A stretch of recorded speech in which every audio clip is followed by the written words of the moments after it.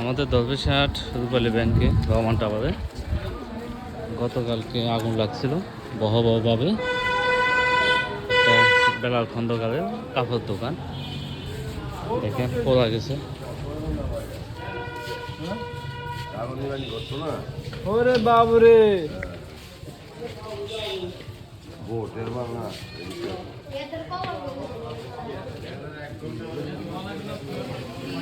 পুরো দোকান একদম জ্বলে ছাই হয়ে গেছে, দেখেন কিছুই নাই।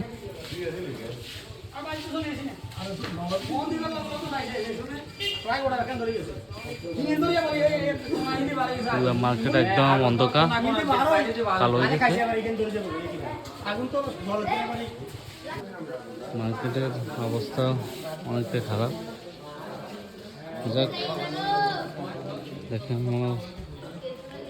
লাখ লাখ টাকা লস হয়েছে। একটা অবস্থা উপরে ওয়ালটন আছিল, ওয়ালটনের কিছু ক্ষতি হয়েছে। গতকাল রাত্রে একজন আগুন।